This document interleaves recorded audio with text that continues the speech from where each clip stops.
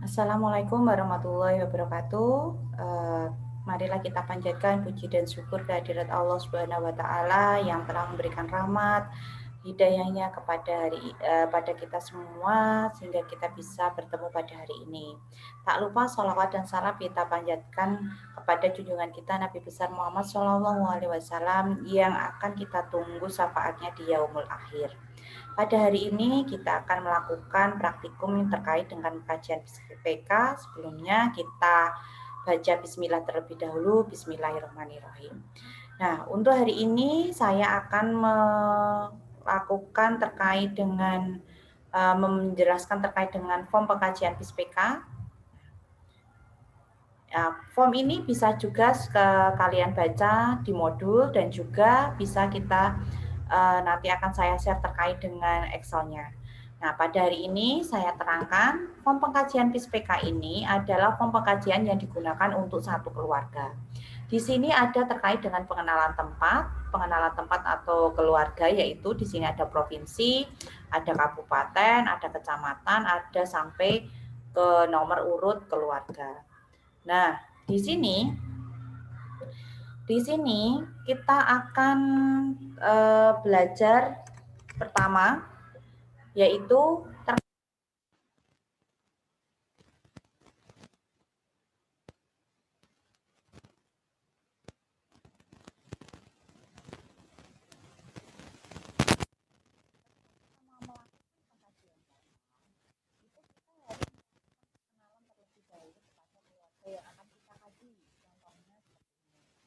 Assalamualaikum Ibu. Perkenalkan nama saya Erna, mahasiswa dari Pidana dari Universitas Malaysia. Nah, pada hari ini saya akan melakukan pengkajian data. Nah, di sini kita pengkajian data yang akan kami lakukan itu ini lebih kepada kesehatan keluarga. Bagaimana Ibu setuju? Kalau setuju, saya akan mulai ya Bu ya. Seperti itu. Jadi kita perkenalan kepada keluarga dulu. Nah, setelah itu kita mulai pada poinnya. Oh, di mana kita mengkaji? Nah, sebelum saya masuk, saya menyampaikan terlebih dahulu. Form ini yang nanti insya Allah akan digunakan ketika kalian praktek kebidanan komunitas di semester 5. Semester 5 harapannya COVID sudah berakhir, dalam artian pandeminya sudah berakhir, kita bisa beraktivitas di masyarakat. Kalau kita bisa beraktivitas di masyarakat, nanti akan diterjunkan secara kelompok sehingga daerah yang dikaji adalah satu daerah bersama-sama. Akan tetapi ketika itu belum bisa dilakukan, kita akan melakukan praktek kebidanan komunitas itu secara online.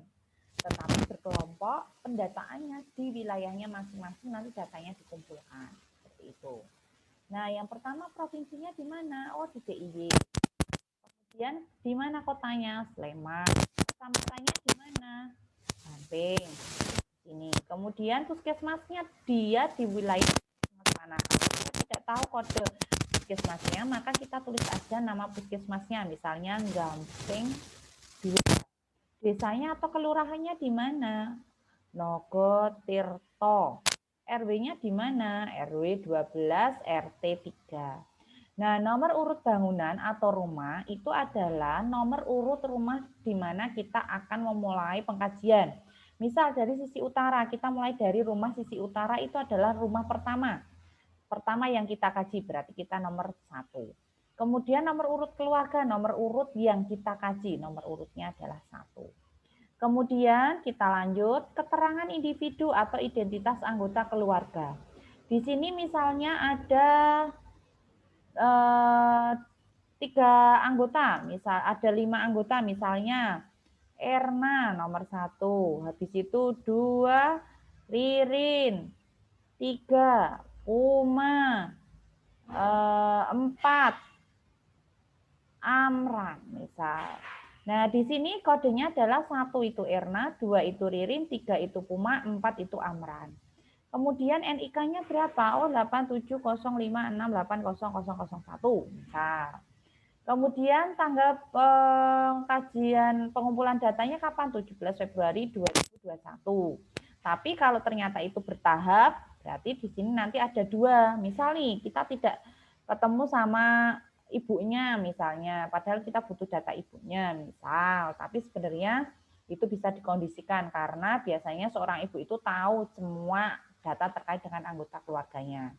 Nah, usianya nomor 1 misalnya di sini itu Erna 18 tahun. Di sini 18 tahun. Di sini 18 tahun 2 bulan. Kemudian di sini umurnya Ririn berapa? Oh, dia umurnya 7 bulan, 7 tahun. Dia masih nomor 2, Ririn masih 7 bulan. Kemudian nomor 3. Nomor 3 dia umurnya ternyata 24 bulan. Kemudian nomor 4 dia ternyata 25. Nomor 3 itu umurnya misalnya 25 tahun. 25 tahun 5 bulan. Yang nomor 4 itu si Amran ternyata umurnya 2 tahun 4 bulan. Nah,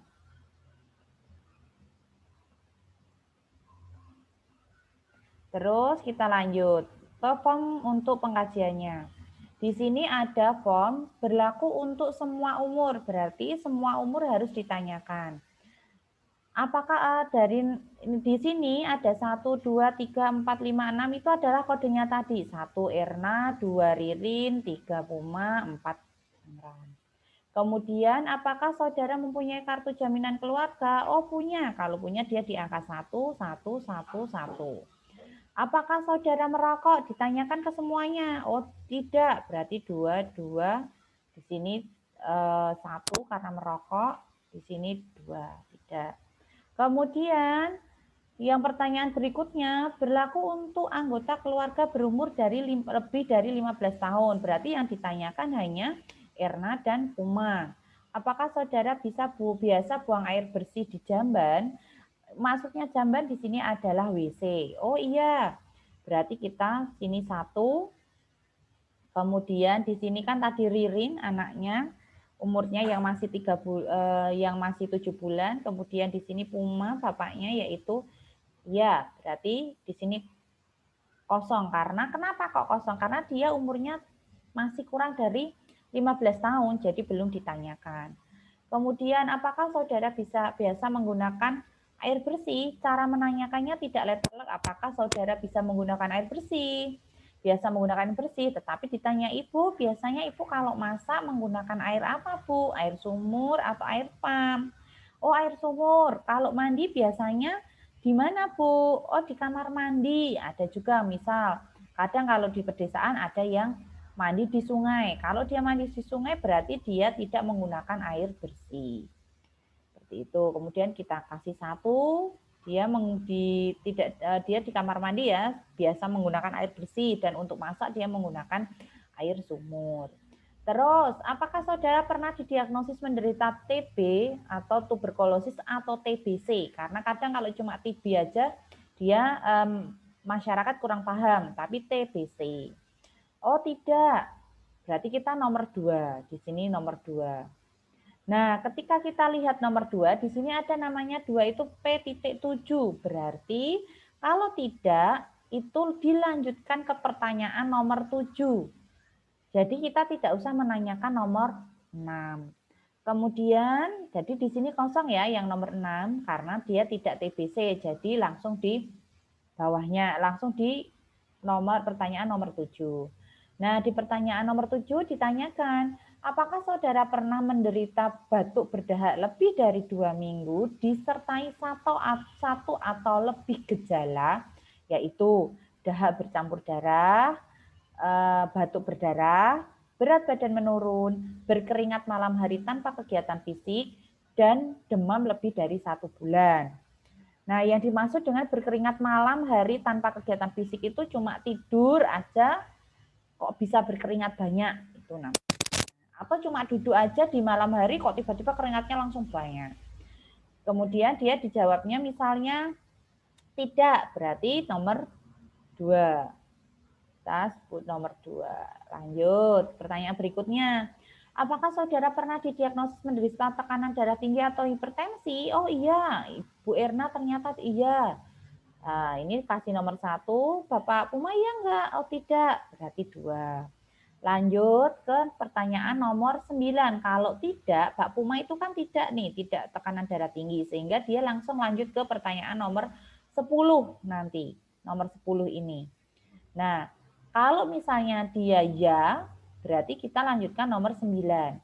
Bila ya, apakah selama ini Ibu minum obat tekanan darah tinggi atau hipertensi secara teratur?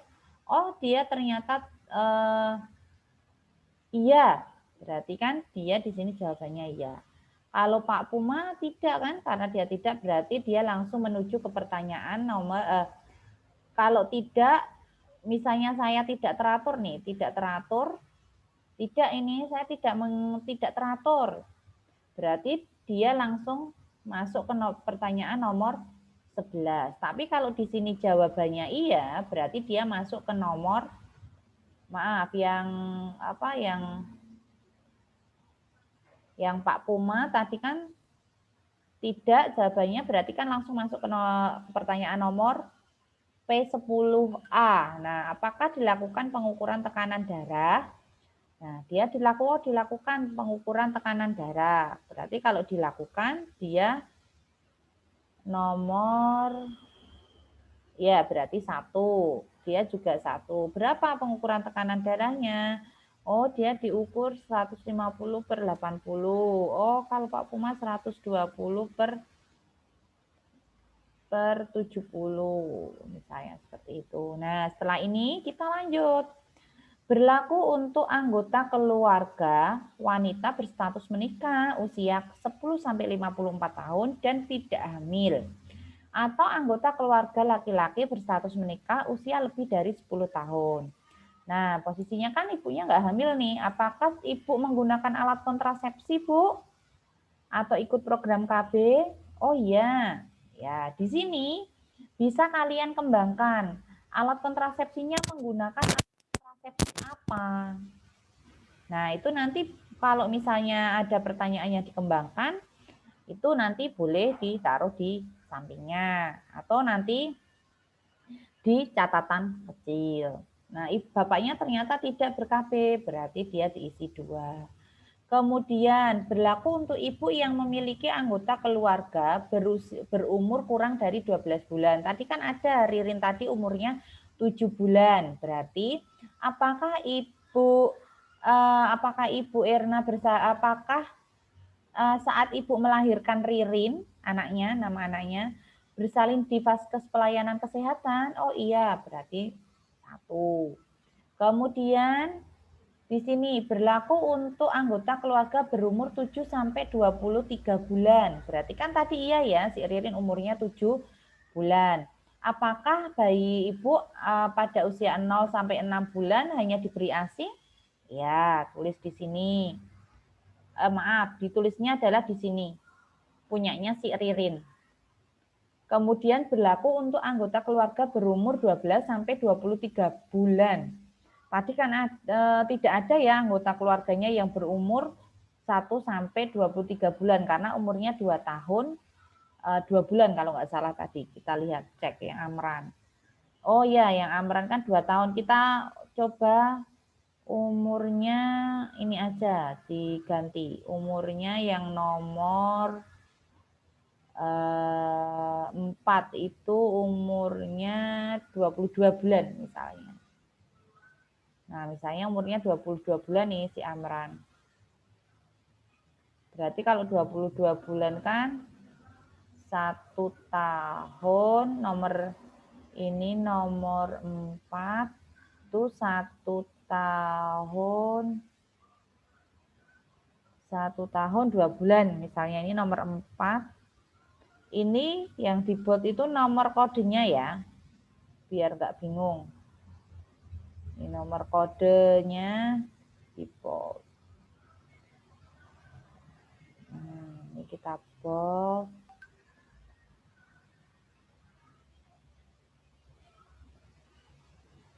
Di bold. Ini di bold. Nah, berarti berlaku untuk anggota keluarga berumur 7 sampai 23 bulan. Berarti yang di sini karena amrannya tadi nomor 4 dia itu masih 1 tahun 2 bulan, berarti dia juga ada harus di jawabnya ya atau tidak. Oh iya. Kemudian berlaku untuk anggota keluarga berumur 12 sampai 23 bulan. Berarti hanya si Amran yang ditanyakan. Nah, ya di Amran yang ditanyakan. Oh iya, dia lengkap. Kemudian berlaku untuk anggota keluarga berumur 2 sampai 59 bulan. Berarti si Ririn sama Amran. Apakah dalam 1 bulan terakhir dilakukan pemantauan pertumbuhan balita? Ya, berarti di sini iya. Nah, mungkin dari Bu Irna seperti itu tadi. Nanti misalnya ada yang bingung bisa kita diskusikan. Nah, untuk selanjutnya, kalau data ini sudah terolah semuanya, nanti dikumpulkan dalam satu kelompok. Jadi kalian harus punya Excel. Excelnya nanti dibuat database-nya. Nah, pembuatan database-nya itu berdasarkan ini tadi. Kalau ini sudah bisa ya. Nah, ini database-nya adalah dari pertanyaan-pertanyaan ini semua. Seperti itu. Nah, kita lanjutkan. Tadi sudah Bu Irna sampaikan terkait dengan bagaimana cara mengisi dari form BIS-PK ini. Kalau misalnya ada penemuan, misalnya, oh ibunya ternyata tidak tahu nih terkait dengan kesehatan reproduksi. Nah, berarti kita harus menggalinya lebih dalam. Nah, mungkin dari Bu Irna saya cukupkan sekian. Nanti kita lanjutkan dengan diskusi. Silakan jika ada yang ingin bertanya.